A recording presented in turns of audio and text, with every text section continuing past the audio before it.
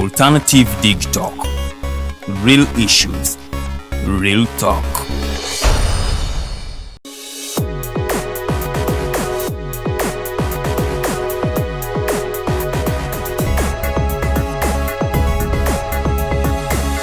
The alternative Digitalk. Real issues, real talk.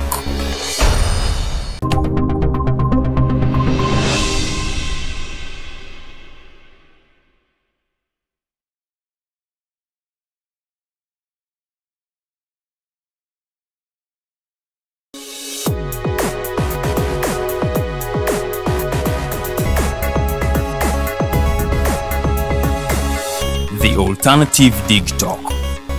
Real issues, real talk.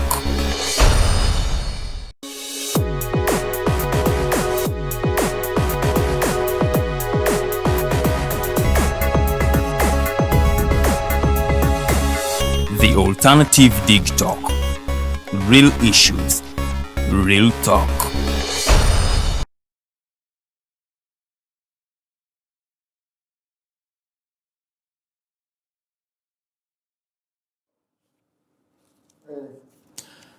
A very good evening, our viewers. We welcome you to tonight's edition of the Hotline Show. My name is Abdulatif Mukasa here at the Digitalk TV.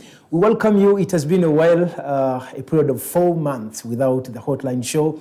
You all know how we got raided on 10th of March, and since then we've been locked. Nothing has been happening, but of course we've been cooking, preparing to see how we can come back again and see that we contribute to making Uganda a better country.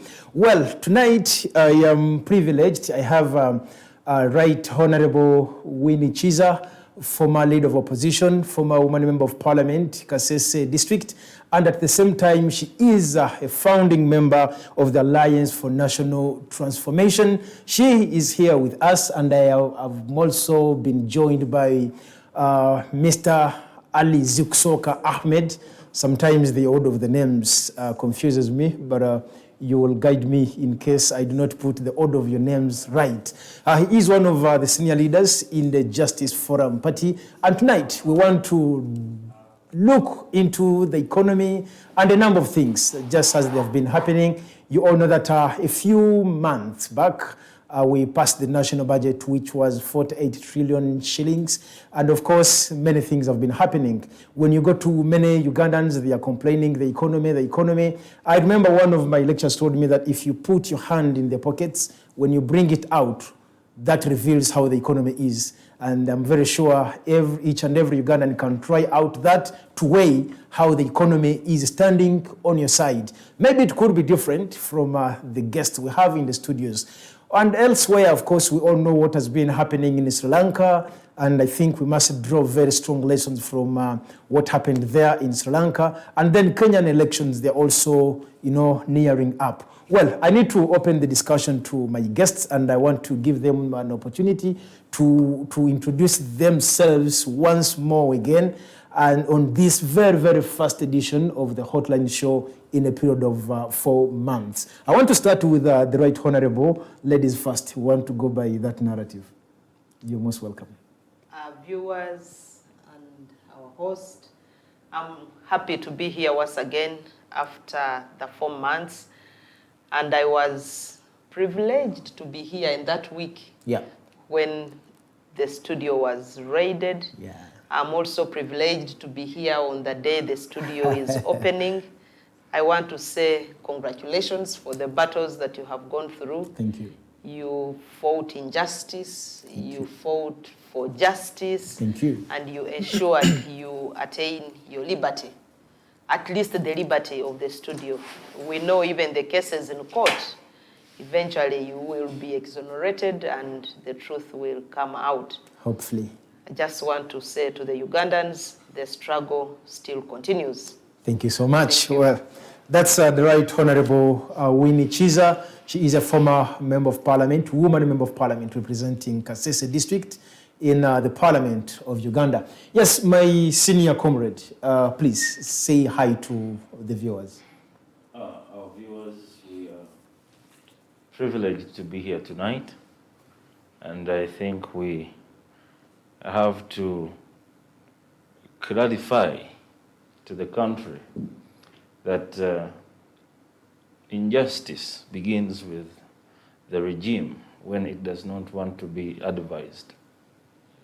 Without advice, you cannot actually move on well, but if you think you are being annoyed when you are being advised, it becomes a very big problem. I think if you don't want to be annoyed, you don't do things that are going to be said that will annoy you in return. So I think the framers of the Constitution knew that our presidents will not be that so good that they put an article that annoying a personality of a president is a crime. Annoying the personality of a president. But they never explained the extent, so the limits are not so much clear. And I think court is going to exonerate you, and we shall be online freely and discuss things that are important to national importance. Like this one today we are going to discuss. So our viewers, we are very grateful to be here after this injustice has been caused to this office, but we believe that from today onwards, they will know that indeed Ugandans are at a level where you should not intimidate or threaten. Well, thank you so much, Bwana Ali Ahmed Zikusoka and the Right Honorable Winnie Kiiza. Well, the main concern here is about the economy.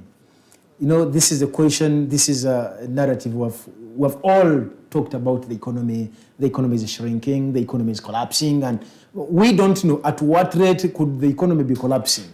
Because much as we are discussing, we all believe the economy is not moving as we would expect.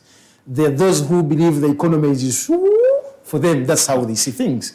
Now, I want to start with the Right Honorable. You've been in this game for quite a while. You held one of the biggest opposition offices in the country as the leader of opposition. And I want to believe that you would table alternative policies. Maybe that would create a remedy to Ugandans. How would you handle such a situation if you were still the leader of opposition? Thank you so much, my dear brother and our viewers. I'm very, very certain that the current leader of the opposition has from time to time given alternative policies, and I want to just possibly pick up from where the opposition in parliament is taking it. Because when the budget framework paper was laid on table, the opposition in parliament tabled an alternative budget framework paper which was guiding government in terms of expenditure. And this has been happening every year, year after year, as the budget cycle begins. Maybe as we discuss the economy, I would like to encourage Ugandans and possibly to request Ugandans that let them not wait in June to discuss the budget.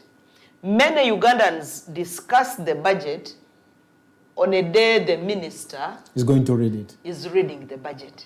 And by the time the minister reads the budget is already passed by parliament. At that time, you are only doing a post-mortem. Maybe at that time, you are only laying a basis for the next financial year's budget. Because by June, when the minister is reading the budget, around between 6th to 10th there, the budget has already been passed by parliament, because by law, they are supposed to have passed the budget by 30th. Before it's presented. Yeah, by 30th of May. So that by the time it is presented to the House or to the public, the budget is already a passed document. Now, the budget cycle begins in September. That's when the budget core circulars start coming from the Ministry of Finance. And then the budget continues. We come now to the budget conference, which happens even at lower levels. It happens at district levels. Every district council gets this budget conference where they are reading to the population how they will spend. And then eventually they start integrating it into the different departments of the government. At the budget conference, the population is prepared of the pocket or the income, where they are going to get the money, how they think they will spend it, and then eventually they split it down, divide it into the different ministries. Then the ministries come up with the policy statements. Then the policy statements are debated in Parliament. From there, eventually, the budget is generated and is dealt with by Parliament and then passed. So many times, the people who are to benefit from the budget come at the tail end. So that is when we begin saying, oh, we wish you should have put more money in agriculture. Oh, how we wish you should have put more money in education. But these are just wishes that may not necessarily guide the debate because it is already passed. Now, coming back to the question that you asked, what would you have done? If I were in the shoes of President Museveni, because the budget is for the president, he's the head of the country. The minister even reads it on behalf of the president. So if I were the president of the Republic of Uganda, and let me just put on those shoes now, the budget that was passed for State House, for example. Don't annoy the person of a president. Because he knows that seat he's in it temporarily. Every Ugandan of now 18 years and above qualifies to be in that seat. Exactly. I am part of those who qualify. I'm a Ugandan, a registered voter. I pay my taxes very well. And I am of age and of sound mind. So that qualifies me to be a president. But if I were, that's why I'm saying, if I were the president of the Republic of Uganda, and if he studied English, he should know what I'm meaning, that I'm not. But if I were the president of the Republic of Uganda, first, I would cut on the cost of administration. Okay. Because the cost of administration is one item that is eating up the budget and therefore curtailing service delivery to the people of Uganda. Look at the number of ministers. Look at the number of districts. Look at the number of presidential advisors. Look at the number of RDCs. Look at all these are just a cost center. All of them do not generate any productive work. Because if you look, for example, at the presidential advisors, we have over 100 presidential advisors. But also the ministers are charged with the responsibility of advising the president in respect of their dockets. Honorable, you were in Parliament for quite a while. Yes. Didn't you have the opportunity to present such issues? These are issues that we have been challenging.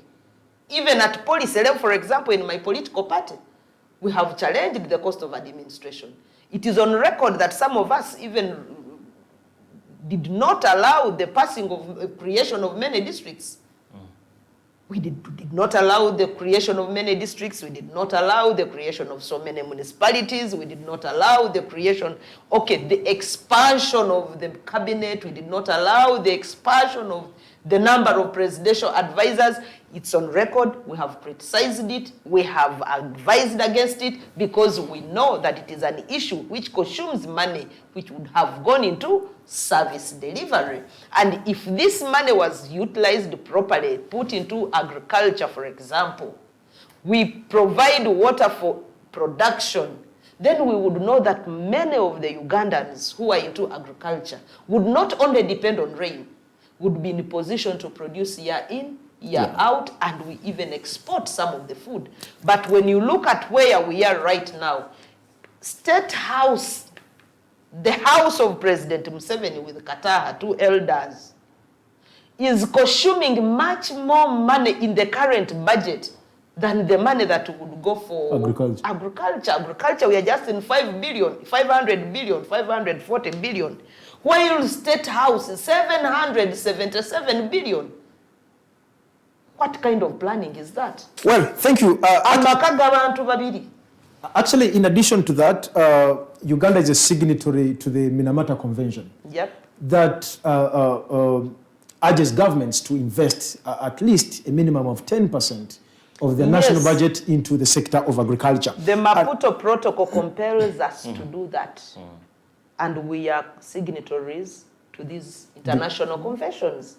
And to me, I still believe that we have not looked at the potential that Uganda has. We have very good soils. We have very hardworking and resilient Ugandans. If guided well, they can do miracles to make this country a better place for everyone to live in. Now look at what is going for the current song, parish development model. Honorable, first hold it at that. We'll come back there. I want to cross over to Mr. Zekusoka. You are a leader in the PFT, and one of the things we've been seeing of late is the chairperson of the PFT, retired Decano Dr. Kiiza Besigye, trying to storm the streets and sensitizing Ugandans that please wake up.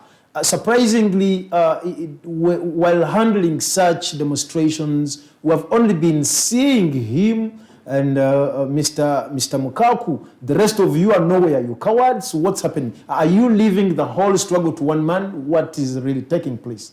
What is happening in the PFT? It is interesting when a journalist is trying to collect information, but it is also wise to internalize and comprehend what you want to ask. I want our viewers to understand that this nation is a nation of every Ugandan.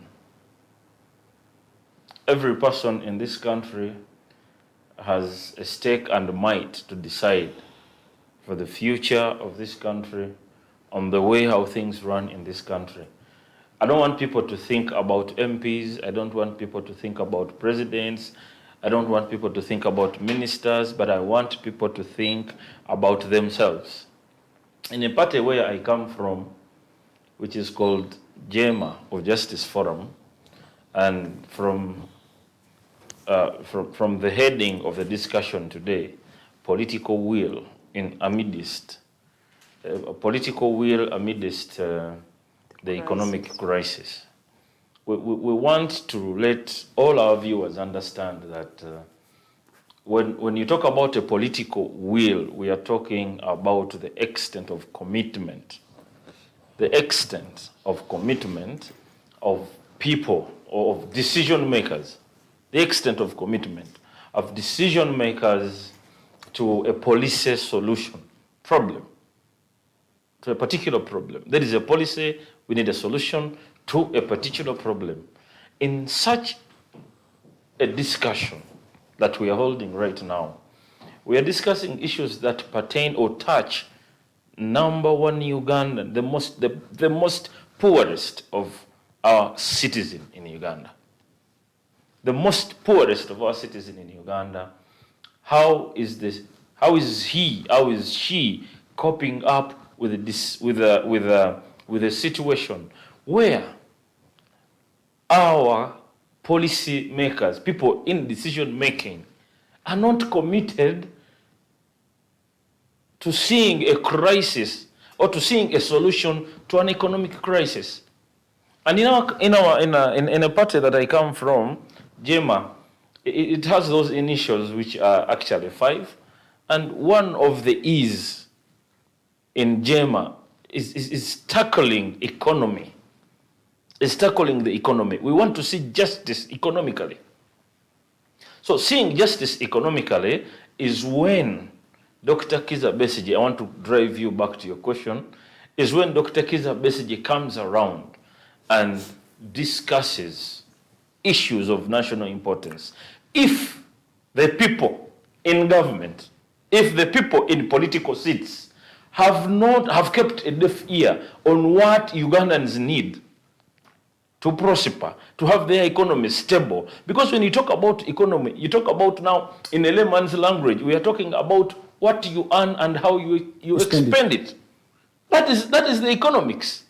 How much do you earn? How do you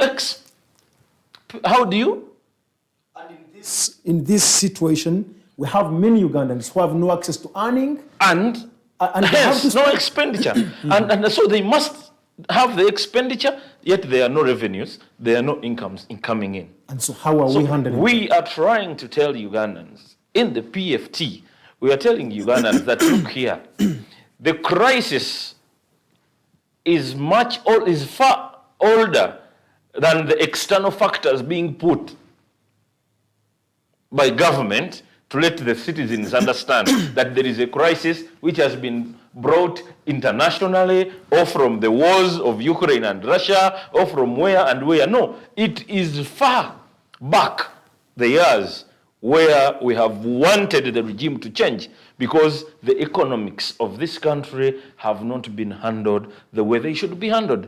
It has been all a myth. Lies from the budget reading. These are lies.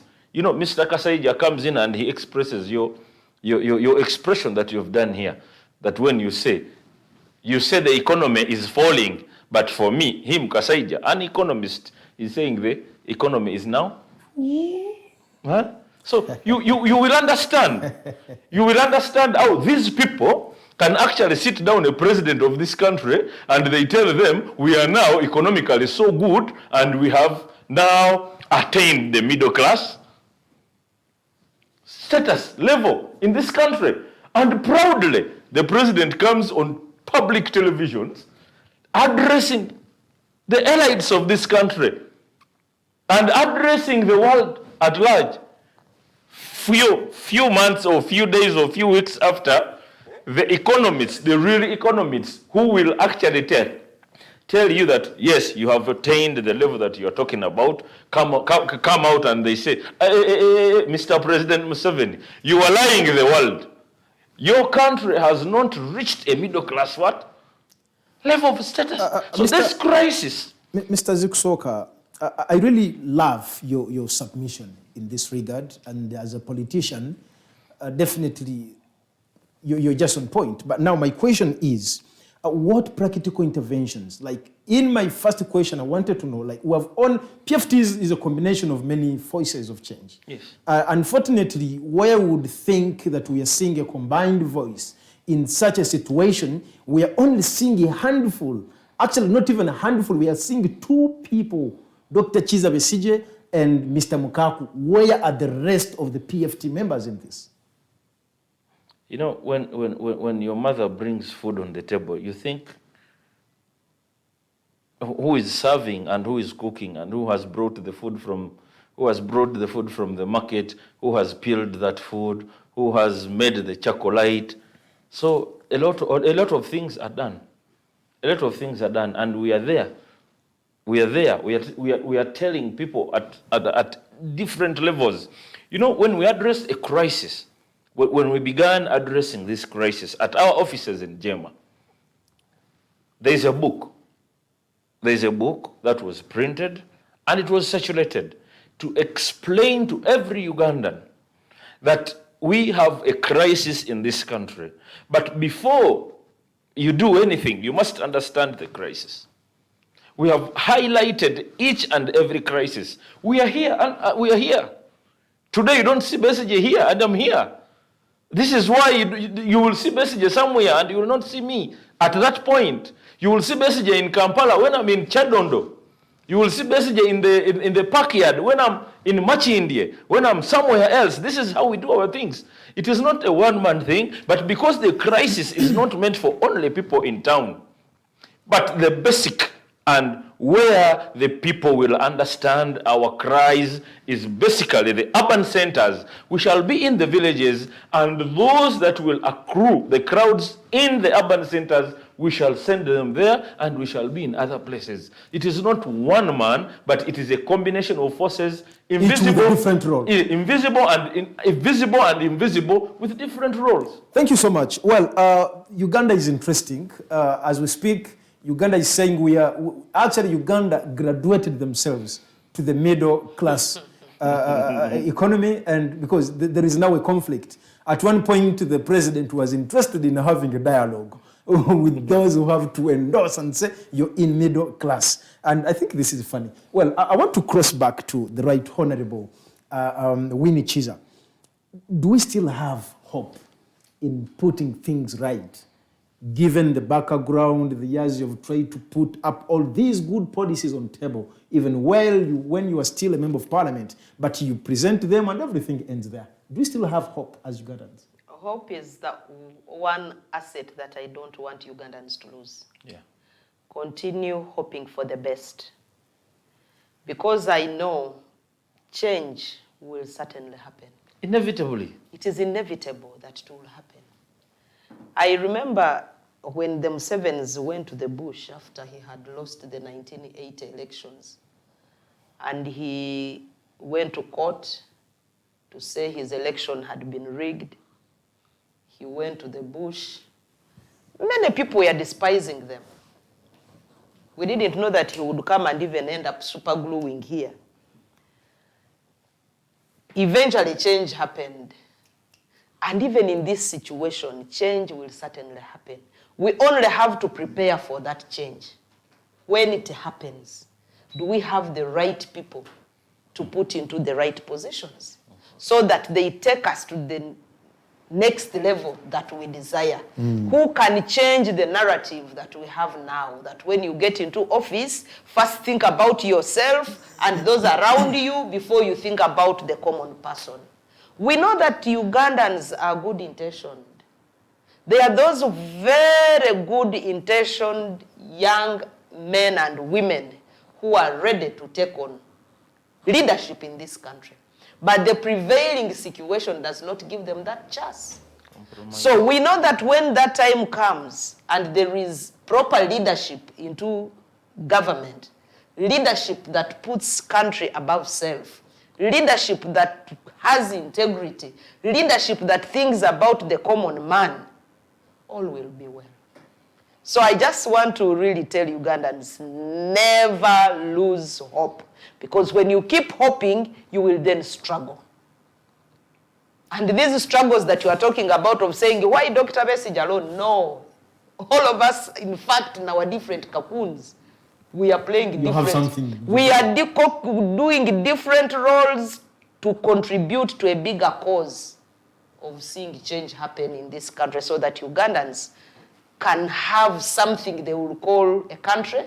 They will have an economy that they will manage themselves, that they will have leaders who think about them.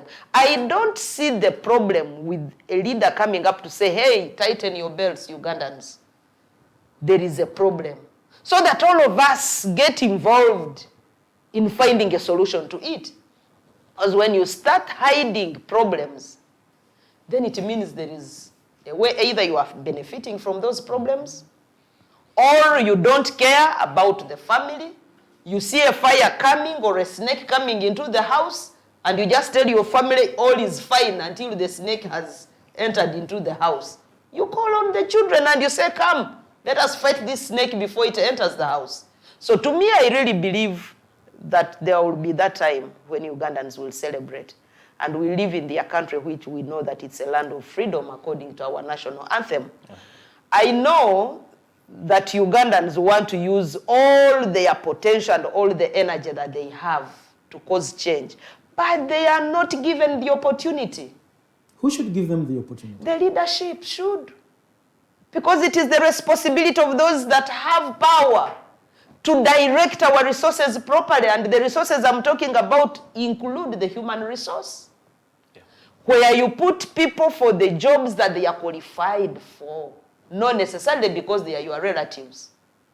Where you will put money into the reasons for which it was passed in Parliament. Where you will avoid going for unnecessary borrowing when you know that you have a poor country. Ugandans are poor.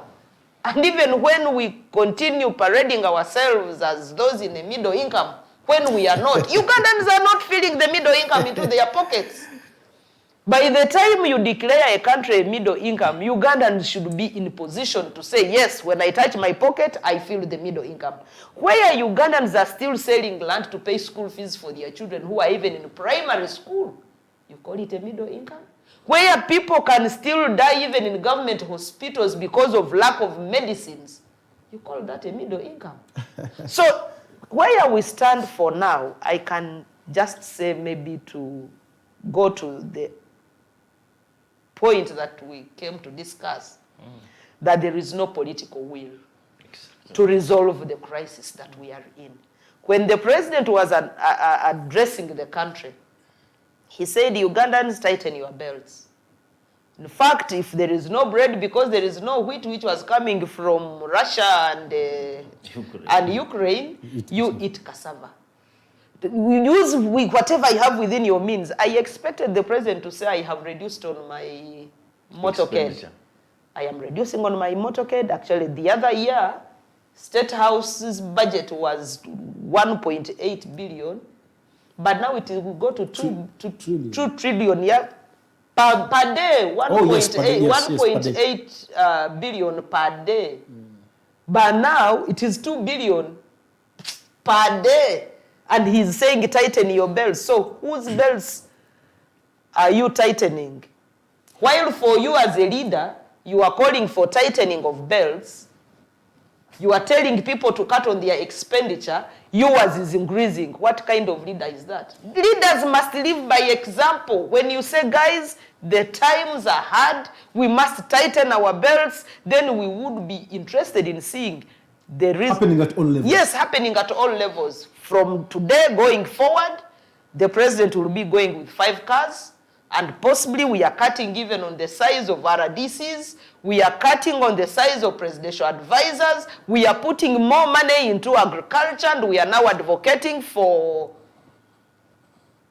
water for production so that you people can produce. We are even going to see whether we can have areas. You know, there was a sample that I think the Obote government had put in place to introduce the growing of wheat in the Buko. So this would be the time for us to say, look, now that the areas where we are buying wheat are closed, can we begin looking for other means of survival that can replace the wheat that we are getting from Russia and Ukraine? These are now over 6 months with the Russia war. We have some stuff that we can grow in 6 months and they are ready.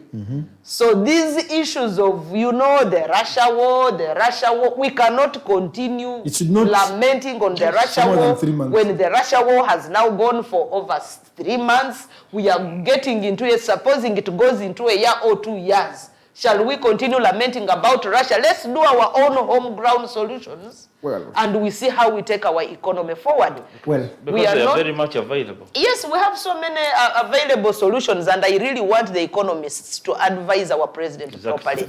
Don't fear him. The only problem is that, like his name, the man is called Temuhavudwa. He's not advisable. Well, then why the presidential advisors? So the presidential advisors, some of them finish years without even seeing him. Well, thank you so much. So those are expenditures that I was talking about. Thank you so much, Right Honorable Winnie Kiiza. I want to go back to my brother, Ali Ziksoka Ahmed. I liked something when you are talking about, when in your previous submission, you mentioned about the economic revitalization being one of the pillars in your political party. And you also told us how you have a booklet. I don't know whether it was a policy book, or I don't know whether it was maybe for internal use. I don't know. Now, besides all these, we talk, your party is represented in parliament, the PFT has members in parliament. I don't think we've heard enough from the political actors, especially those on the opposition side. Just like the Right Honorable said that there is really no political will in this regard. Do you also go by that indeed there is no political will at all levels? Yeah, because the political will, like I said, it is an extent of commitment, an extent of committed decision makers. That alone is a discussion to make. Who are the decision makers? So the decision makers here, I want to talk about the parliamentarians, because the parliamentarians are the people we entrust with the dissemination of the country's resources. They put to place the expenditure of this country. And this is why President Museveni has compromised the minds of decision makers in Parliament, the parliamentarians, with corruptions by paying a price to the legislators to pass his wishes. That is where we have a problem. And you cannot do away with what Honorable Kiiza is saying. There is no political will.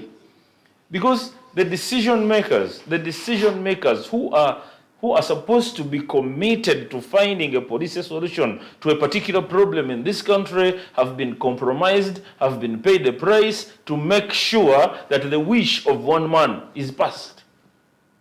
Where does this leave Ugandans now? Ugandans will never understand what we have to tell them.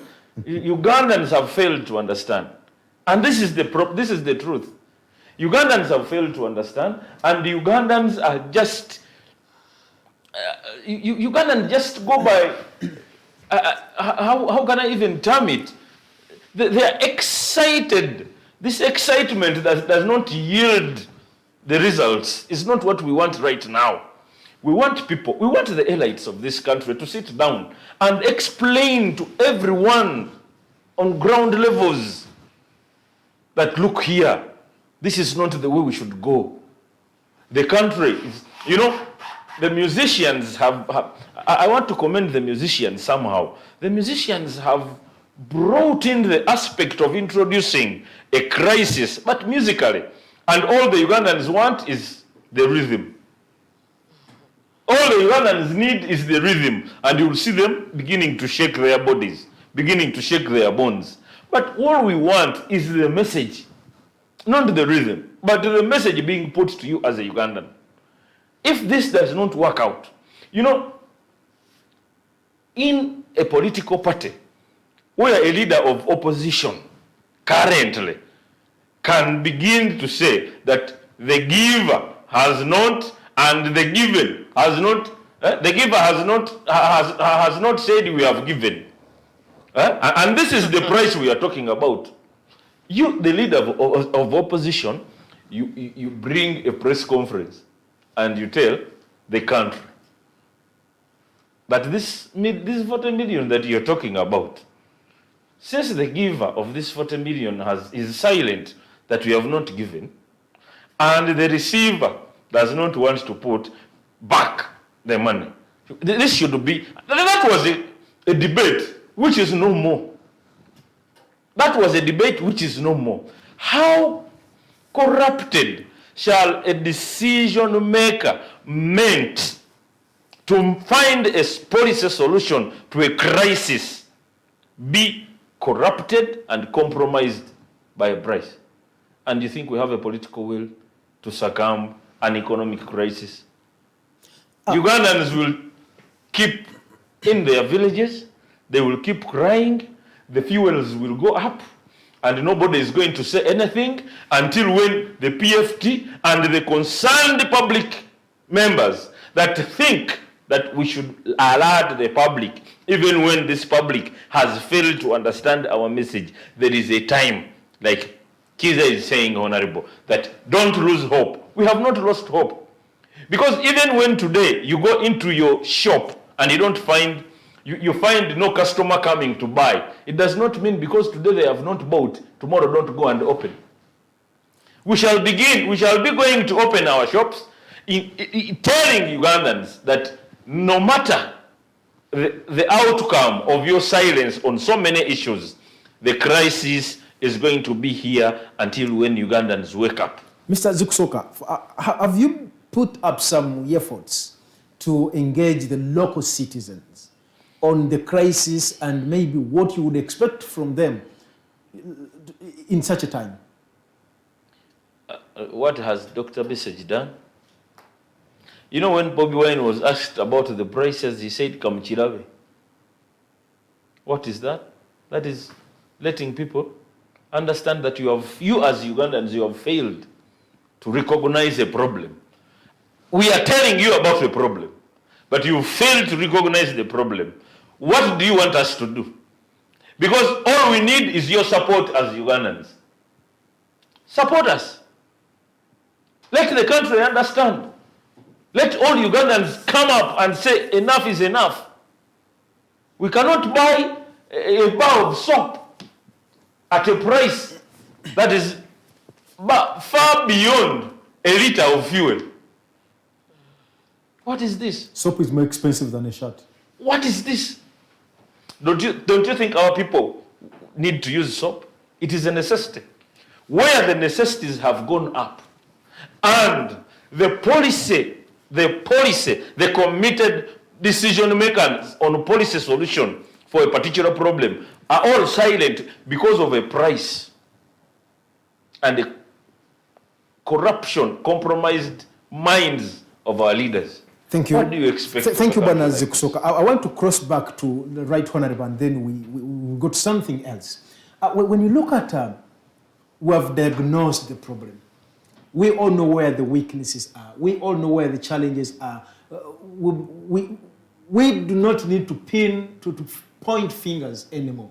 We know what do we need to do, what practical intervention needs to be done to put things back to order.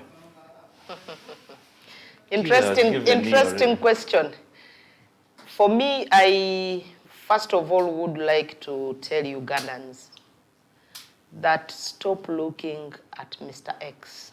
Yes. Stop looking at Dr. Besigye. Stop looking at Winnie Kiiza.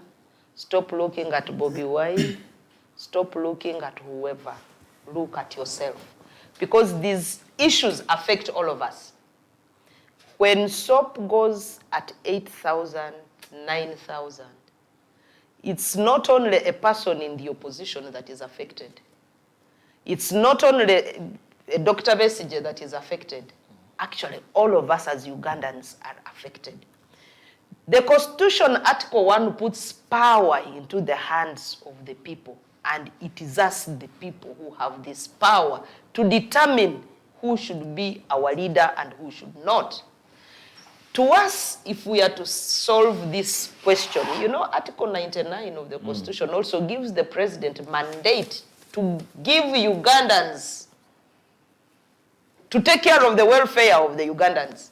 And so when Ugandans begin asking President Museveni, we are hungry, we can't afford life, it is your problem. it is his duty that is given to him by the Constitution, that the welfare of Ugandans is a duty given by the president. So if he feels he can't take care of the welfare of Ugandans who are hungry, who cannot afford life, let him resign. So, coming back to the question that you asked, what do you think should be the solution? This is a governance issue. Yeah. Change of leadership could be one of those big solutions that we could have. I talked about it at the beginning, that putting the right people in right places, having possibly a right president who have a positive mindset towards Ugandans, working for Ugandans. It is on record, our president said he doesn't work for anyone. but for his family. He only works for his family. Meaning he's not accountable to anybody. He's not anybody's worker. Those are not my words. They are President Museveni's words.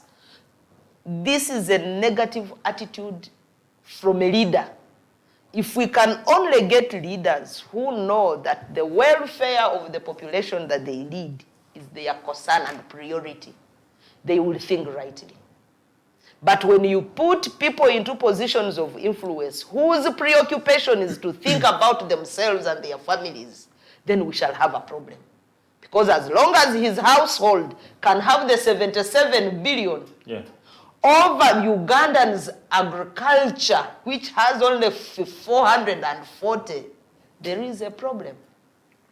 If you still have a president who thinks he will patronize everybody by throwing around small coins, there is a problem. Because now I can come back to the parish development model, which is a well-intentioned program, by the way, but poorly managed and handled. Because how do you get a program that is meant to put money into the population of 45 million, and you give them only 1 billion, 1 trillion, 1 trillion, and you have a state house that has not more than 200 people in it. Sometimes I call it legal safety. And you put 777 billion, close to a trillion, that you have given all Ugandans. Is there any fairness in that? Are you planning rightly for the population?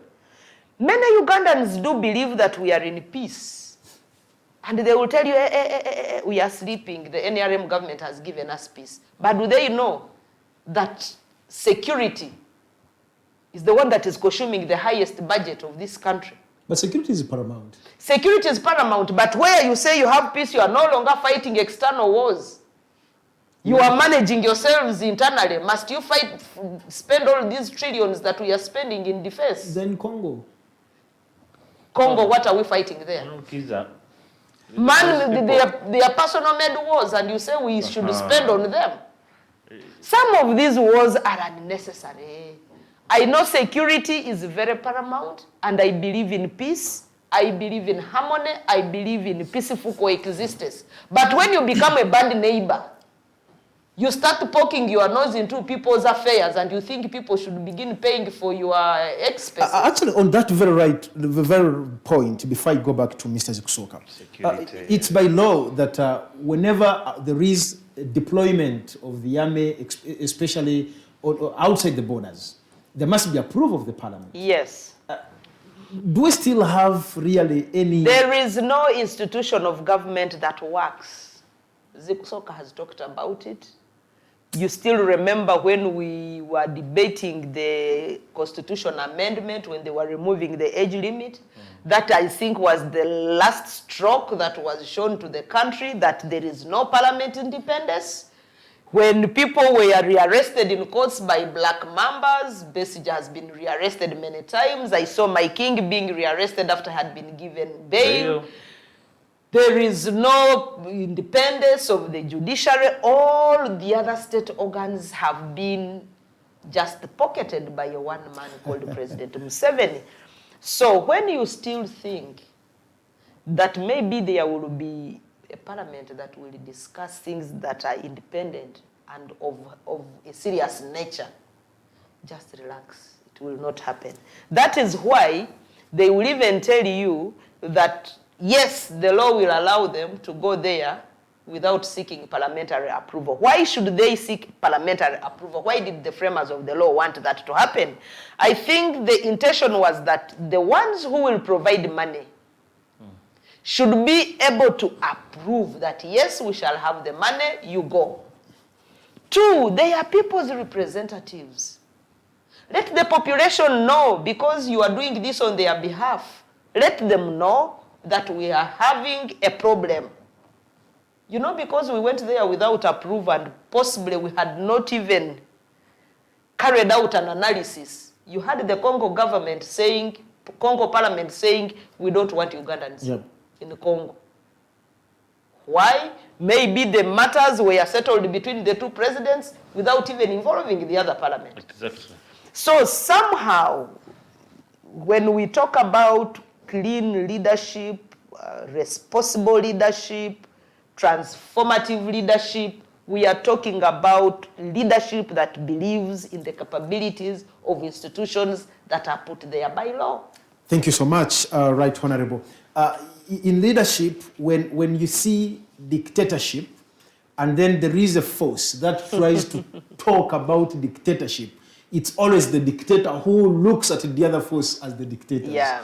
I don't know how the case is in Uganda. Mr. Zikusoka, the one thing you all agreeing to is that there is no political will. And now, Right Honorable says there is need to change to answer the question of leadership and governance. We need to put right people in the right positions. Now, when we look at the current opposition we have, when we go to parliament, we know what's happening there. We know how brown envelopes cross hands. When you even move outside parliament, you go to different political groupings. They are really big issues. Do we have such leaders who could take Uganda to a promised land other than Mr. Museveni? Are you undermining the personality of Honorable Kiiza? I am not. Who has already told I've already put myself up.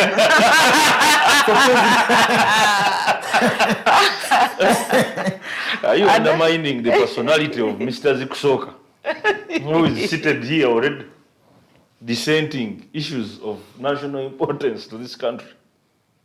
Are you undermining a personality of you, the presenter, who is trying to analyze issues from here and putting questions to us to see that this country gets to understand the gist of why there should be a question of who should take on the leadership of this country? I am not, sir. Are you undermining the personality of Dr. Kiiza Besigye, who has stood for ages trying to explain to Ugandans that we have a problem? Are you undermining the personality of the Honorable Robert Kyagulanyi, who has come out even in his musical communication to let Ugandans understand that we have a problem and we need to do this and this? I think the question would be, all these leaders that have manifested into wanting to take... By the time people like Katumba come up, yes, they are speaking to a larger problem. Exactly. You know, Katumba Oye, I am here to challenge the status of presidency. That speaks volumes. If I were President Museveni, I would have said, look, my own grandchildren are challenging me, like he wants to call them. So by the time you go to a poll with your own children or grandchildren, then there is a problem. But there are also many other questions surrounding such candidates. But even whether they are those questions that you are talking about, let's assume they are there. But even by the time you create those candidates, exactly, you have a problem. Why create? Because you know there must be a problem. So by the time the mere thinking, the mere fact that you are even thinking of creating such, then there is a problem. Yeah.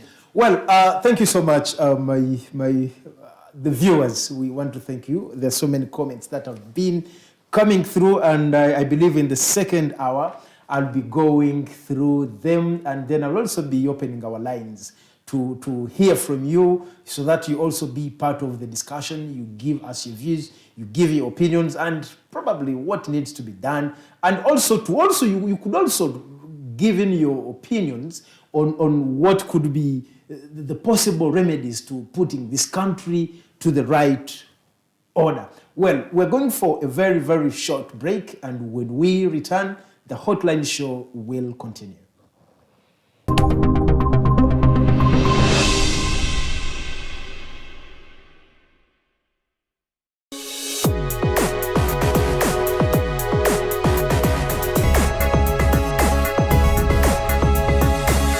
The Alternative Digitalk.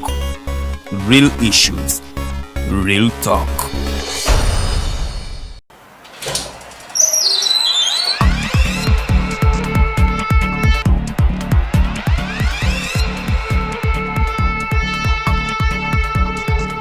You have got to get up pretty early to go do something.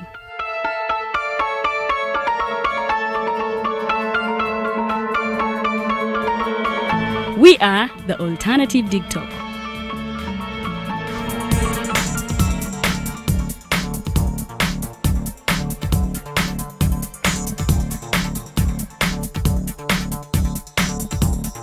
With our mobile studios, we are redefining TV presentation just as technology is setting the pace.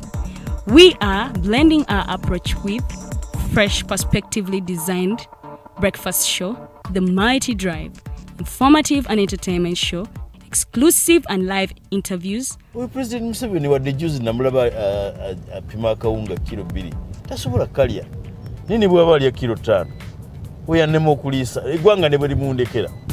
Njagala kwebaza the Alternative Digitalk etuwadde kano ka Mighty Drive era n'abatuwuliriza bonna abali ku mikutu njagala basaba mugendo maaso n'okuwuliriza. All given to you just a click away on your phone, tablet, laptop, and smart TVs. As we are streaming live on our social media platforms, on the road and on the go.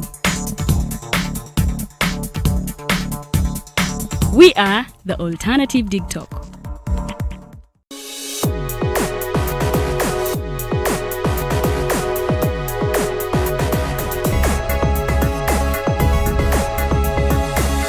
The alternative Digitalk.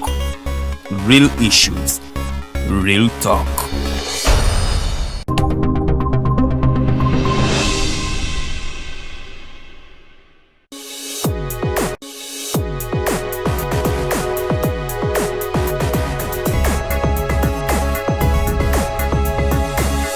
The alternative Digitalk. Real issues, real talk.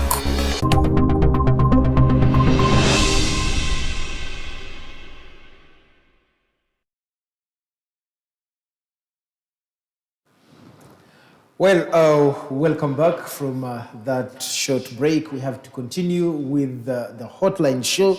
My name is Abdulatif once again. Well, I want to go through some of the comments here. Dixon Kalisa, you're watching from Oklahoma. We thank you. You're saying thank you for the program, assuming all the budgets passed. Okay. The issue of accountability seems to be the biggest challenge. What are you doing to hold the government accountable? And then says, I am also concerned that your opposition parties are not making it safe either to speak on internal political issues that are a barrier to making progress. Then Madam Kiiza, you are loved by many people and you have shown strength, capacity to express yourself on issues that matter. Change cannot be achieved without talking with and to those holding office. I am praying that you encourage serious dialogue. I think the question of dialogue has come into our ears for quite a while, though it seems not to be, getting to the light we expect. And then this one says, there's so many. The president is always, this is so serious from Arthur K. President is always asleep. Okay. Then... are you scared of reading someone's comment? I don't know. I'm just afraid of annoying the president again. Ugandans must act now and you then... You are not annoying him. It is not you. You are reporting. Then this one says, who can change today's narrative for each leader to care for others than self? Says, okay, this one was trying to rephrase what you said. I think the technical team will help me to just sort out a few of the comments and then you share them so that I can easily read them out. But then this one, Mutare Farouk says, but in any case, what can cause the panelists even to discuss the middle class? Even, we are very far from that. Yes. Then this one says, Museveni made elites be fools and end up just clapping for him, even when he gathers them to speak nonsense. President Museveni has compromised the members of parliament. No, let me leave that. Yeah. Then this one says, but those being compromised when they enter parliament, they lose their heads. Then Mr. Ballet Juvenile says the blackmail, divide and rule, among others, from ruling government makes some Ugandans think opposition is not even there. Well, there are so many questions coming through, and we really thank you for being part of the discussion. Just keep the comments flowing. We will try to read those that will be able to read out. Well, I want to start with tell the viewers that you will only read those that will not appear annoying the person of the president. Actually, read the ones that are annoying to him. Because that is the very good advice. So that he understands how Ugandans are hurting. They are also being annoyed by him. They are also being annoyed. Let him understand how annoyed Ugandans are. Yes. So that he can also know that he doesn't have a monopoly to annoyance. Then Issa Chiwe, I think I should read this. Issa Chiwe says, when you mention Besigye, please don't talk about His Excellency Kyagulanyi Ssentamu. Besigye is a hypocrite. Okay. And this one says, what proof do you have that Besigye is a hypocrite? I think this is another debate taking shape. The black, well, I'm leaving that for now. I want to start with the question of the political prisoners. We had the elections in 2021, and we have so many Ugandans who are rotting in jail. And even besides these ordinary Ugandans, this regime has proved to us that even those holding big offices can be held and incarcerated, or can be held and charged for whatever cases, and some rights get denied. For instance, we have 2 members of parliament. It's 1 year plus. They have not been granted bail. I am not a lawyer. I am happy we have a lawyer on the show. Of course, there are so many technicalities that we may not dwell into, but there are these obvious things. What is really happening? Have Ugandans, have the constituents done enough to demand for the release of their people? Because 2 constituencies now, they are not represented in parliament for more than a year. That is Kawempe North and Machindi West. I want to start with Right Honorable. Of course, even the 2 leaders in jail, they say the opposition has actually not done enough towards their freedom.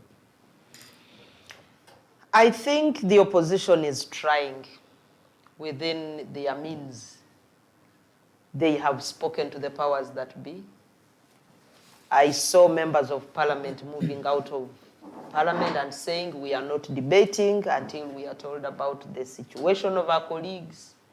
They have demanded for their release, but that is what they can only do.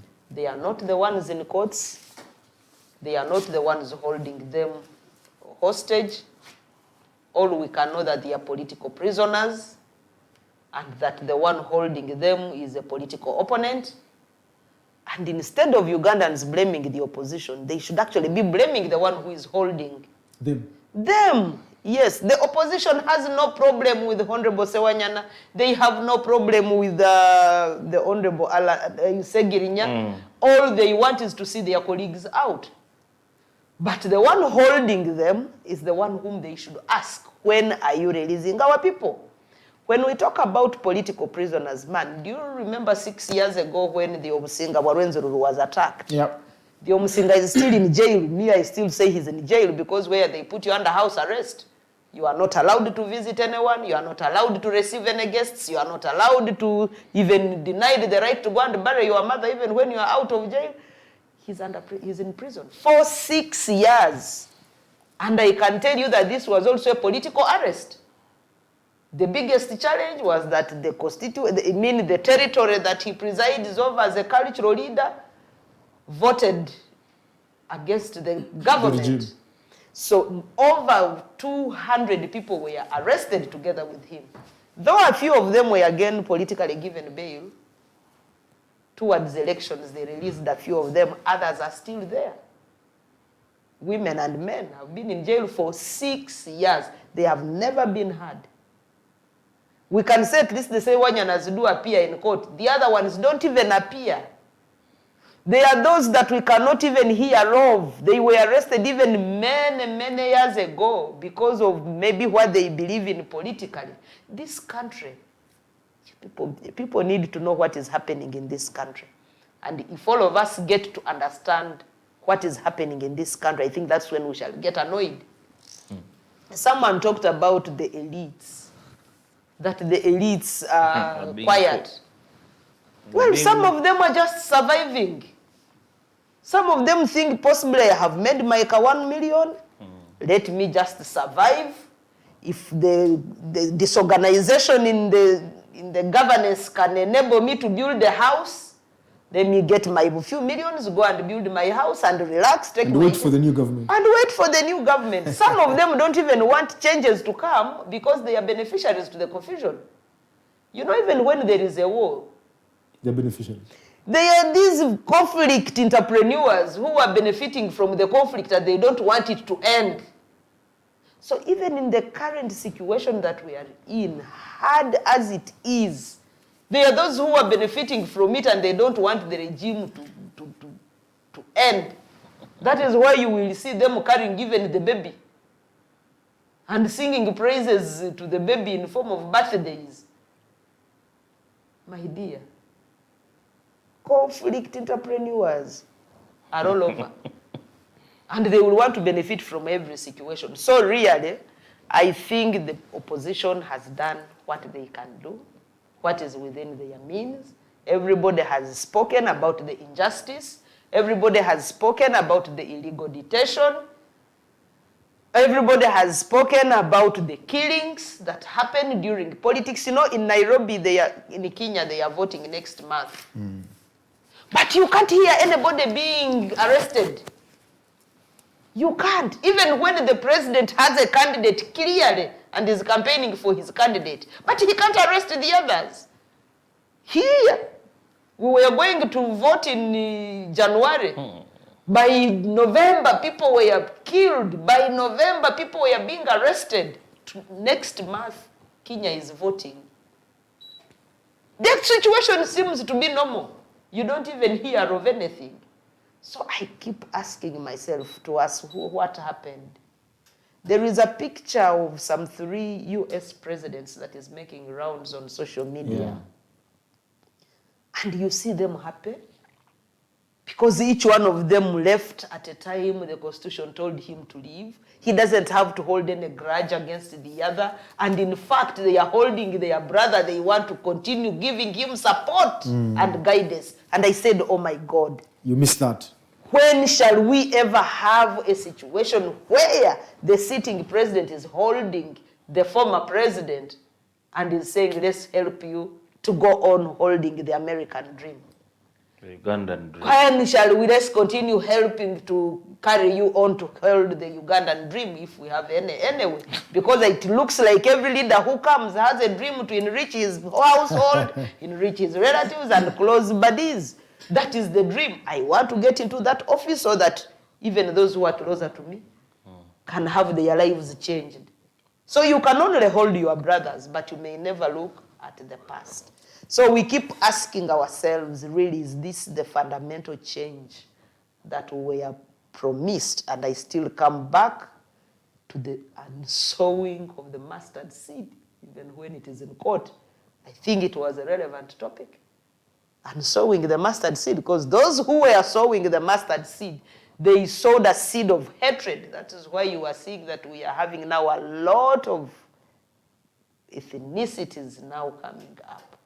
People saying, you know, you are a Muganda, then you must deal with only Baganda. You are a Mukonzo, you must only deal with the Bakonzo. The national idea has gone out of the people's minds because they believe when you get an office, it must be for you, and your brothers, your families, and possibly, in a smaller way, your tribesmen. A few close people. A few close tribesmen and women.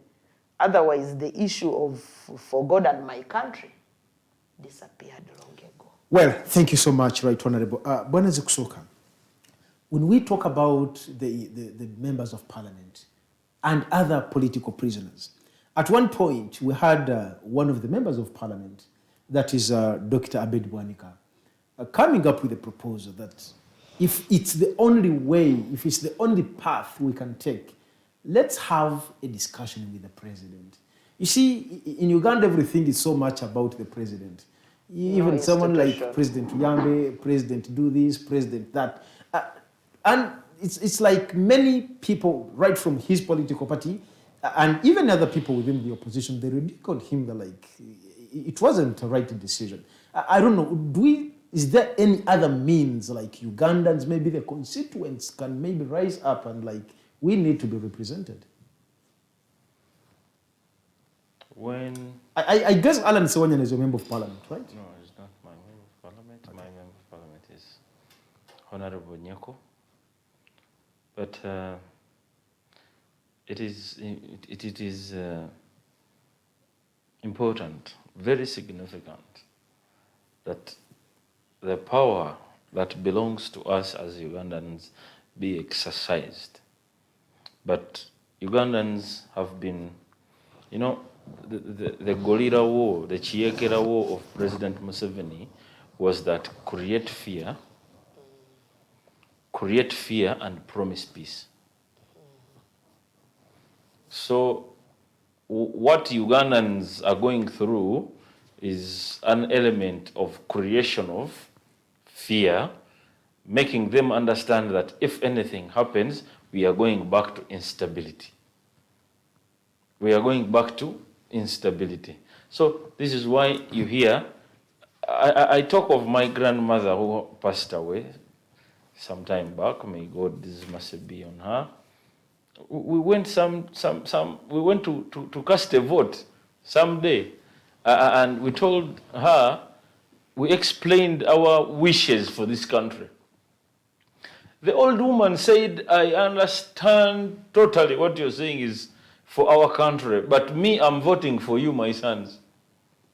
I'm casting this vote for you, not for me, but for you. Me, I'm going, but I want to leave you in a peaceful way. Because you people, you did not see the war. We were here. You were very young. You didn't recognize what we were going through. We don't want to see our children go through that. So this is the element of create fear. Create fear in the hearts of these people and promise them peace. Let them sleep for 2 years and they will not disturb you again in your leadership. So I believe when you talk about the political prisoners, regardless of whatever charges there is in court against them, the law grants them bail. The law will give them bail.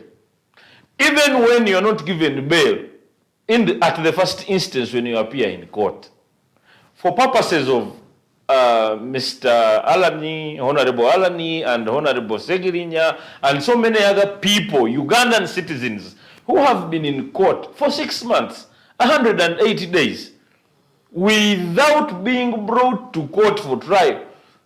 The first time you come to court, the court is mandated to give you bail. It's mandated to give you bail. But you see people come in, and you wonder when the law must take its course. On who should the law take its course? It is very absurd. Very absurd. Well, thank you so much, Bwana Zikusoka. I think I need to go through a few comments. Nixon Praise, we thank you for being part of us. He says, I hear a lot of lamentation from the opposition, seemingly with no way forward. Okay, that's his view. And then I want also to read out our studio lines. If you're watching us, you can give us a call, speak to us direct here in the studios. You can call on 0789 01 7145. 0789 01 7145. You can also call us on 0759 0759 132310. Call us and share with us your views. Well, this one says, I think I want to direct this to Mr. Zikusoka. He says, I hear a lot of lamentation. I think this needs your response. But no way forward. No way forward. I think our viewers should understand from the word go that we have given a way forward. Yeah. We have already given them a way forward. Unless there is need so much to comprehend on what we say. We want Ugandans to wake up. Madam Kiiza has told you, don't look at Besigye, don't look at Bobby Wine, don't look at Zeo, don't look at this. Article 1 has given you the power as you people of Uganda.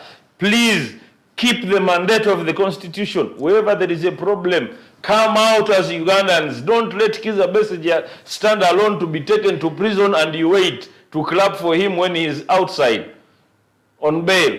Don't wait for Kyagulanyi to stand up and give you the song, Akatengo, and you clap the way forward. That is not the way forward we want. We want you as Ugandans to wake up, understand and analyze that we have a crisis. It is in our hands. Wake up. Come and gather with us. We are telling you we are going to address this for the benefit of our country. The way forward is all of you as Ugandans understand. Come join hands with us.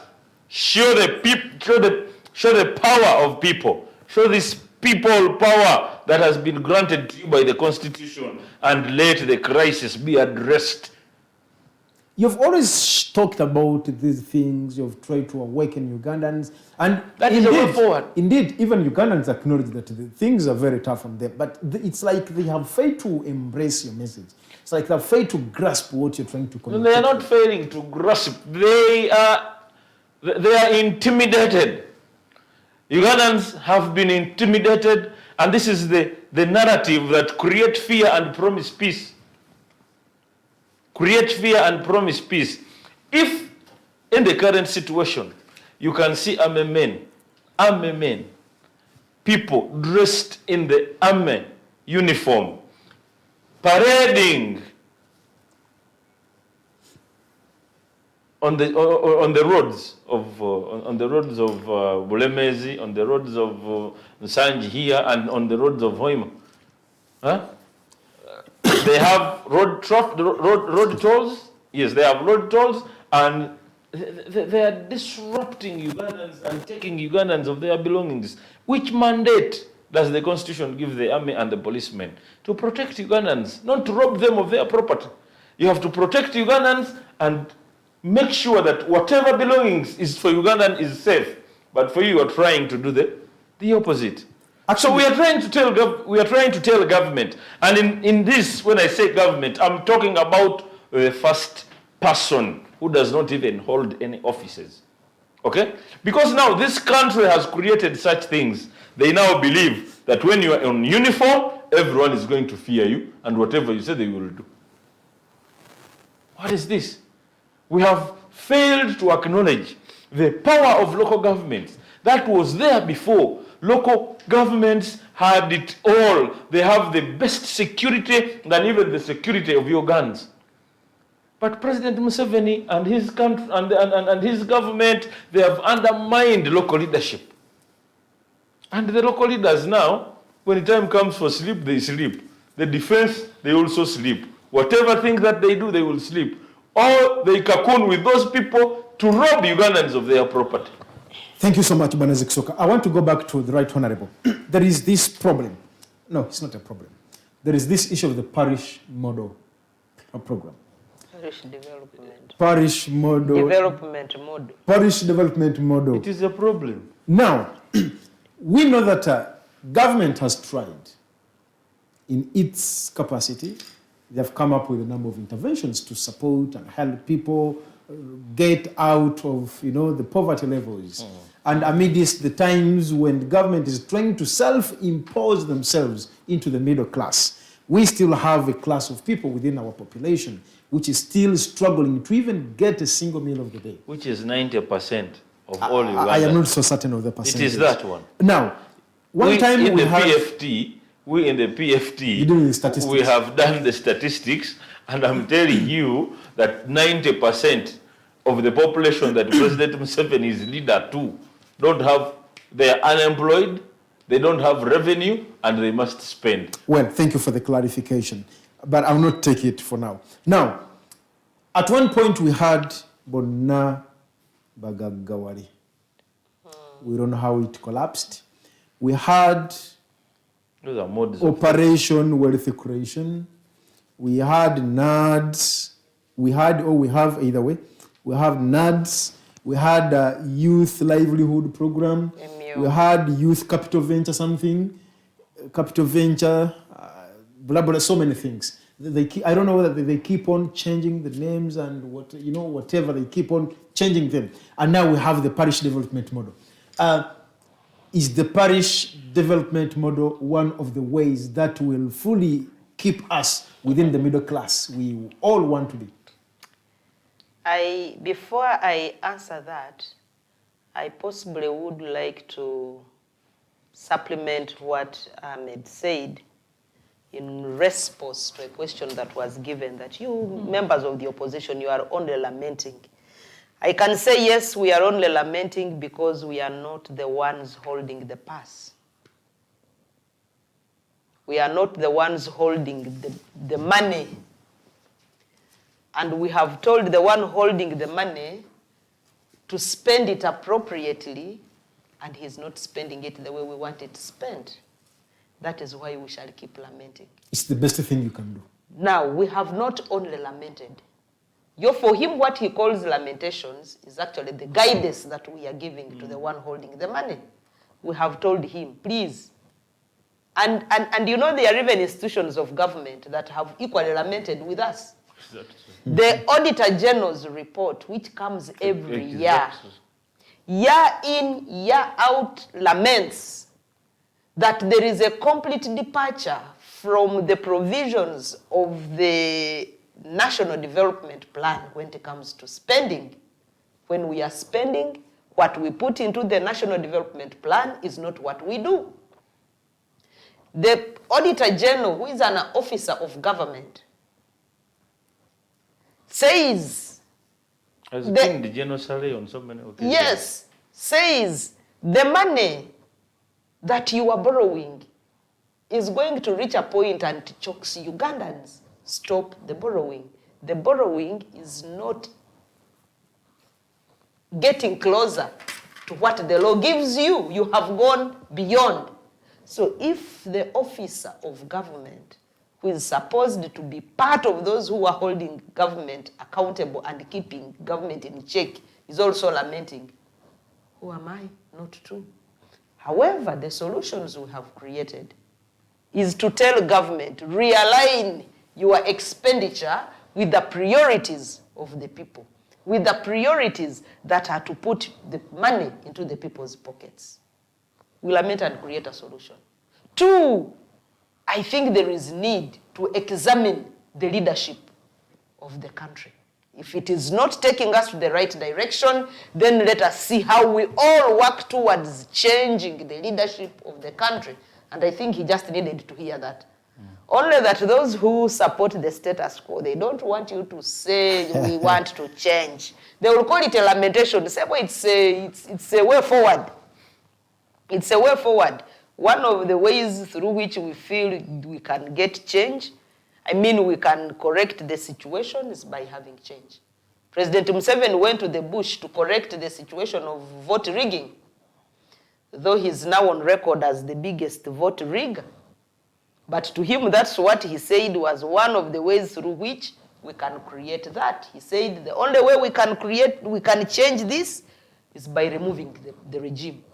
So we also feel one of the ways through which we can correct the current situation is by having a regime change. Now, coming back to the parish development model, which is one of the so many interventions that government has put in place, purportedly to put money into the pockets of Ugandans. I will say purported because that is the catchword they use. You are going to be rich. Everybody is going to be rich. And you know, everybody is now very, very busy to the extent that ministers are not coming to parliament, and the prime minister can sufficiently say, you know, they are popularizing parish development model. If you don't see them here, they are popularizing parish development model. What do we hear? Already on arrival, they are arresting people who are stealing the parish development model. Already sub-county chiefs and parish chiefs are being arrested for fleecing money from the citizenry. A poor population. You want to bring it a service that is supposed to get them out of poverty. You start by stealing them.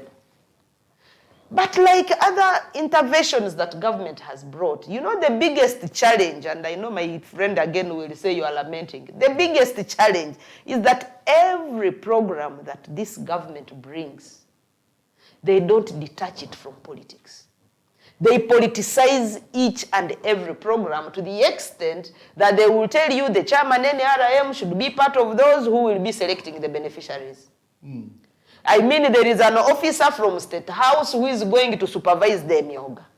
We are going to get now the army, retired army officers to be in charge of NADS.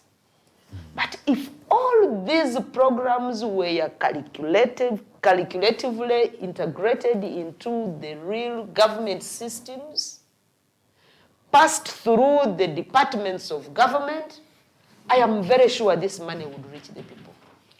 We saw the plan for modernization of agriculture. This became a powerful tool. And I remember when they were talking about the plan for modernization of agriculture, I was a district councillor. And we sang the plan for modernization of agriculture. What did we see? Hose. How do you modernize agriculture with hose? They tell you now we are going to bring you in Tandikwa. Madam Honorable Kiiza, in a country where you have a minister of local government, and this parish model is intended for local governments. And you cannot hear this minister of local government say a word. You just know that these monies are just being channeled to create a way of legally stealing the money. This is legal theft, because now parish model is local government. So you don't see any goodwill in this process. No, this is local government. Majesty of local government, where are you? And by the way, when you look at the money, I mean, when they are talking about local government under the budget, yes, now it has 5 trillion. It has 5 trillion. The 5 trillion is inclusive of the money for the parish development model. It is inclusive of the recruitment of the parish chiefs who are supposed now to be supervising the parish development model. That is why, and someone will wake up and say, now we have put money under local governments.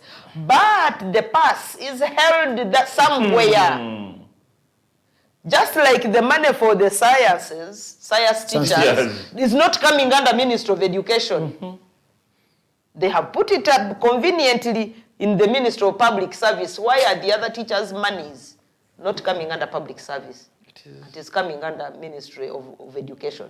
So it's very absurd. There are many programs and interventions that government has put in place. But it looks like every time we are introducing a new program, we don't want to learn from the mistakes of the past program. It is just change of names. For purposes of stealing. Yes. For their convenience. For their convenience. So you will find that they will put again overseers of the parish development model. It is another cost that is going to eat the money before it even reaches the beneficiaries. You will hear maybe some ministers are now going to monitor, and then it is money, like they gave money to MPs in the 9th Parliament to go and monitor NADS programs, when they know that NADS, part of the responsibilities of members of Parliament is monitoring government activities. But money was given, 20 million. So somehow I just want to maybe to cut the long story short, is that I have no hope in this, that this is going to be the game changer. In fact, we are appearing on the front line on Thursday, and the Honorable Mao said, you know, but for lack of a better word, I will say that we have created a graveyard of some projects from government, and this one is also dead on arrival. We are just taking it to the graveyard. So if I may use also maybe a similar language, for lack of a better word, is that this, just like other projects before it, has already collapsed. And like many Ugandans, yes, be there, look for the money under the parish model. You will be lucky if your parish will benefit from this money and you make a headway. But I am looking at a parish with 8 villages or 10, and they are there. A parish with 10 villages. And then they give you 100 million. 17 on, they're starting with 17 million. Well, let's first talk about the 100 million, because they said they will give each parish 100 million. Each village, that means but 10 this is million. a very, very, very rich government. Each village is 10 million. So really, each village, a village with around 200 households. What will 10 million do? And you think it will be a game changer? And now they're starting with 17 million. Yes, they are starting with the 17 million per parish at a time when the cost of living is very high. Extremely high. No. People cannot afford life. What you don't understand is starting with the 10 million, the 100 million will have been appropriated already. And it is there. Yeah. Now they will send this 17 million from that 100. And remember the angry population that we have. We have a population of unemployed youth. We have a population of very angry people, very annoyed people on the ground, and they are all saying, "Mutuwe sente tugende tukole," and they are not willing to return the money. Mr. Ziksoka. After that money has been given, they will not account for that money, and nobody is going to ask for the balance. Now, what would be the alternative to that? Because when we realize there is a problem here, we must come up with alternatives. Because government is trying to do what is within its capacity. At the moment, what all they can give, it is 17 million per parish. I don't know whether each is taking home 20,000 shillings. I don't know how its workability. But now, what are your alternative views towards that? What should be done? My alternative views to that is that the creation of so many administration officers, like Madam Kiiza has said, is a myth to the realizing, to the effectiveness of this program. We already have the LC1 chairman, whose work is invisible as of now. These people... They have some work. I said whose work is invisible as of now. Okay? All what you want to do. You know why the LC1 chairmen have become fraudsters on land transaction? Because they are also in need of this money. But these are the people who understand their people locally. Why don't you empower these people? And if you must do anything, make them. Now, my other question is, I think this goes to the Right Honorable. Did we need, or do we need the parish development model under such circumstances as a country? Or, well, yes, do we need it? A parish development model is a needed and a well-deserved idea if it is well managed. For me, in my government, if I'm to be president of this country, I would look at, some time back, this country was zoned to say this area is good in this one is good in pineapples, this one is good in matoke, this one is good in cows, this one is good in sheep, this one is good in... tourism? Yes, this one is good in tourism. So if we are to get people out of poverty, look at tourism, for example. Go to the Elgons. Exploit the tourism potential in the Elgons. Go to the Rwenzoris. Exploit the tourism potential in the Rwenzoris and see whether you will not be able to employ many of the unemployed youth in the country. This time, I'm not talking about only those in Rwenzori to get jobs under tourism. I'm not talking about only those in Karamoja to get jobs under tourism. I'm talking about the whole country because these will be tourist destinations and people will go there to work as tour guides, to sell their agricultural products to the tourists, and we shall all have money in our pockets. Doing work under tourism does not require you to have a lot of land. Our young people who do not have access to land would be in a position to act as tour guides. And they get money. They will be able to work in the hotel industry. They will be able to get money. The women who are in the catchment area of the tourist destination areas, they will be able to knit their baskets and clothes and table mats. And they get money without hustling. Look at agriculture itself. And then you would say under this model, we are looking at this parish, maybe every parish, each enterprise. Okay. I went to Israel. When I reached Israel, I found they have communes. They stay in communities called kibbutz. Each kibbutz has an enterprise it is doing. Either it is in beef farming, or they are a dairy producing kibbutz, or they are olive oil producing kibbutz, or they are into apples, or they are into mangoes. So each kibbutz, that is a community, each community has its own enterprise that is bringing money into the community, that is feeding the community. The money that comes from the investment is again used to develop the community. That has been stolen from us. So that one, if the parish model came with such an intervention and said, for every parish in Uganda, we are going to give you an investment that will bring many of your young people in the parish into the job market, I will say yes, parish development model Wangale. And I would encourage Ugandans to go for it. So now we would now do an analysis of what can do best in which parish. And the people know what does well in their parishes. If it is a parish that is going to base itself in coffee, we support them, we give them extension workers, they do the coffee, we put money into the growing of coffee, and we see whether the parish will not be rich. A parish that will do well in Emonde, Irish potatoes, we support them, give them extension workers, give them the necessary herbicides that they will need and pesticides. Maybe we even give them fertilizers if they need them. And we see whether they are not going to get out of poverty. But saying you are just going to throw money into someone's pocket, they will wake up in the morning and find that there is no money. And I can tell you, these are small monies that President Museveni is just throwing out there to the people so that they don't question the big monies that he's siphoning from the community. Well, Mr. Zikusoka, you've earlier on said that was part of your idea. And for so many years, we have seen President Museveni doing this. You remember the times when they carried sacks of money to Busoga and they're distributing to the youth, and like, we need the youth to, you know, to get something to do. And one would wonder if, I don't know. Did it change their lives? I am yet to find out. So what is that you have?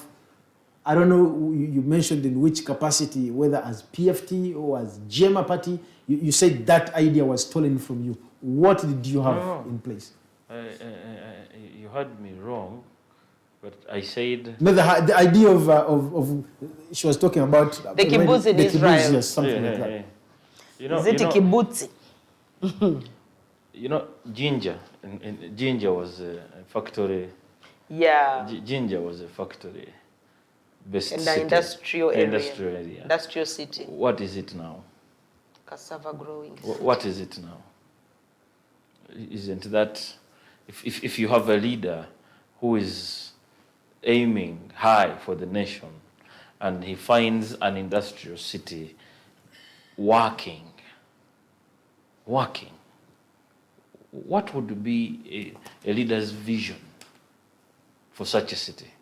In 40 years of your leadership, currently, how would Ginger be looking? So many factories. We had Nyanza textile, we had the coffee, we had everything. And they were working progress. But we had a problem that the first minister of education that President Museveni granted this country, those first elites, the Honorable Amanya Mushega, for education. He was meant to nurture out a certain group of people that went on government bursaries outside this country, on government resources, and came back with papers, certificates.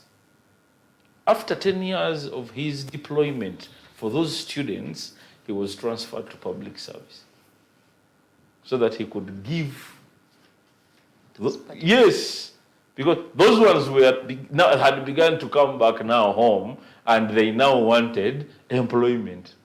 So because you know who you deposited here and there, in 10 years, you can actually go in public service and begin to deploy. All the deployments these people made the collapse of such important community-based programs.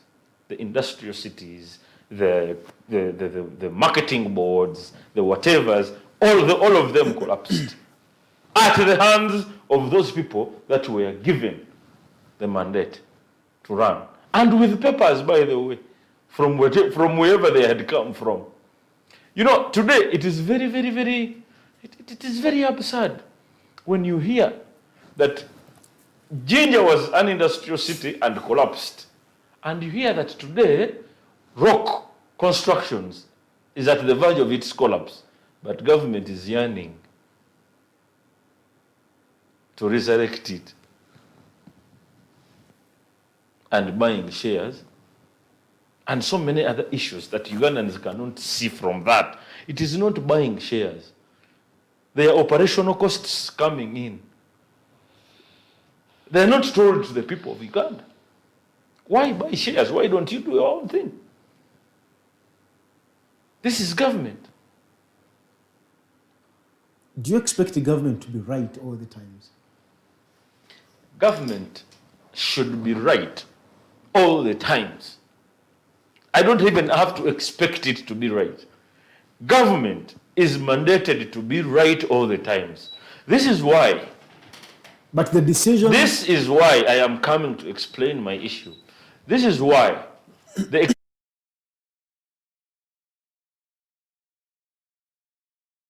the chair and the seat of a president of this country. The president has been given the mandate because he cannot do all the work in his personal capacity. He has been mandated to have ministers. He has been mandated to have ABCD, those people that are going to help him execute the duty of presidency to this country. And those are people that we shall call, if you're a minister. Political appointees, yes, in the ministries, but you are a technocrat. You're meant to give the president the reality of what is going to be done. You must do feasibility study on whichever program that is coming on. A feasibility study is meant to do the due diligence of making sure everything is right. So government should be right. Thank you so much. Right Honorable, you are a founding member. You're one of the founders of the Alliance for National Transformation. You participated in the 2021 elections. And you've been saying, if I were the president, if I was the president, if I were the president, and I've been taking serious note of that. Now, that if ANT was in power, and you're taking over a country that has been managed for the 35 years that you take to be a mismanagement of the country, how would ANT revive this country to the right path? You know, I am here as a member and one of the founding members of the Alliance for National Transformation. All that I'm talking about is what we at the ANT intend to do for this country when we are given the mandate of this country. And you know, when I say if I were the president of this country, because I know that the elections in the ANT are transparent. If, for example, I stood up as one of the presidential candidates, I would know that the process will be very clear. Nobody will stop me from contesting, first of all, like it is done in the NRM, that even other people are held back on gunpoint to arrive at a sole candidate. Like Honorable Simba. Yeah, and I know that I would be in a position to participate and I would be given all the cooperation that I need. So at the ANT, we believe in a government which uses its institutions. Institutionalism. Yes, we believe in institutions. We believe in placing the right people in right places for a right cause. If you are a Musomesa, go and do the Musomesa. Maybe like even in the Ministry of Education, put there an educationist who will be able to understand. Passionate about something. Yes, first of all, he's passionate about education. Secondly, he understands the do's and don'ts of education. Thirdly, he knows what the teachers go through. Not these ones who get education qualifications behind the bedrooms. And then, to us, we have been saying there are some cooperatives which were working well and were done away with by President Museveni's regime. You remember the cooperative bank, which was helping farmers to get money at cheaper loans. That is why in our manifesto, we had a program on establishing a farmers bank and saying, you know, when we get this bank, every person who is going into agriculture, in addition to providing extension services to the farmers, we shall even have a bank dedicated to the farmers of this country, where every farmer will go and get money at a cheaper cost. But also ensure that there is market for the produce. Not that a farmer struggles on her own or on his own. You remember we had the Produce Marketing Board, which Museveni killed. We even had the Coffee Marketing Board. All these boards were killed. And in fact, when I talk about the parish model, I'm talking about a plan that we had in our manifesto of saying we shall earmark projects for each sub-county that will ensure that the young people get jobs. We are talking about innovations for the young people. We have a talented population of young people. But they only lack the guidance of the elders. They only lack the support from government to give them at least some startup to enable them just kickstart their businesses. They are there, and for us that is what we had in mind. And when I tell you that when I get into the leadership, I mean the Alliance for National Transformation.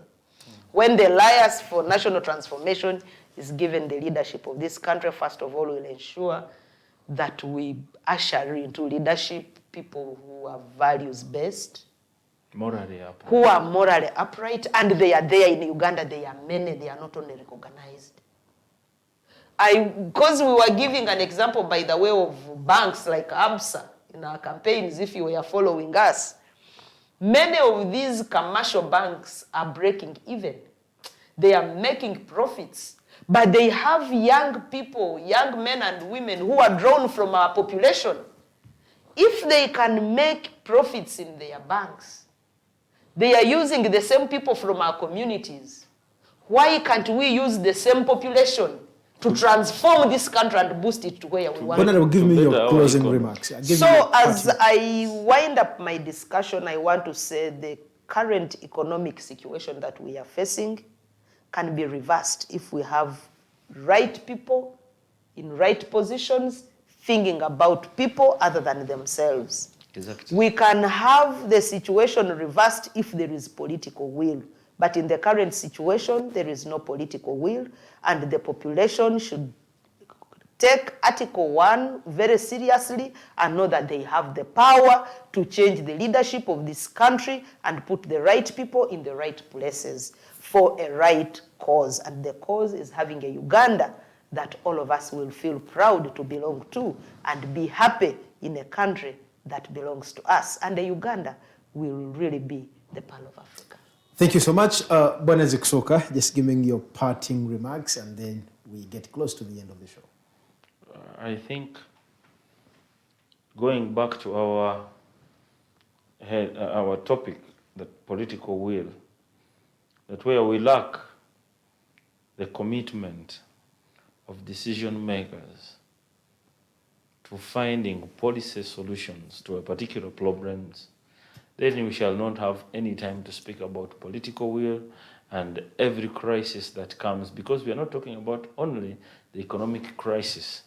When people see us seated here, we have educational crisis, we have the political crisis, a we have health crisis. So many, we have crisis everywhere. Everywhere it is crisis. But why we have crisis in this country is because that the decision makers are not willing. They have not shown that commitment that we need to better a policy solution to every availing crisis in this country. Other than that, if we have that and people put away personal interest vis-a-vis the general interest, we shall move as our country is to be called the Pearl. But as of now. And maybe before we conclude. In just 30 seconds. Yes, in just 30 seconds. Ahmed talked about the leaders being awake and being right most times. We saw Boris resigning. Yes. Because he had made a decision that put him on the wrong side of history. We saw Teresa resigning because he had made a decision that was not right. The other day you saw Clinton being roasted for having an affair with Lewinsky. How many affairs do our leaders have with people, and it is normal? So at a time when you feel you have slightly gone out of step, be courteous enough, be bold enough to say, citizens, I think this decision I took was not the right decision. If you may not boldly step down, at least get the courtesy to apologize to citizens. Exactly. Thank you so much. I want to thank my panelists. Thank you really for creating time to be part of tonight's hotline. And then our esteemed viewers, we really thank you for being part of us right from the way we started up to the end. There were so many comments, and I am very sorry I could not go through all of them. But very soon, let's keep the conversation flowing on our social media platforms. Our administrators will be engaging and, giving in the timely responses in that regard. Well, this brings us to the end of tonight's show. Until next Monday again. But again, to also remind you that we are now fully operational and we are open for business. If you want to advertise with us, we have very, very friendly rates and we can offer such services to you. I wish you a great night. Until next Monday. Good night.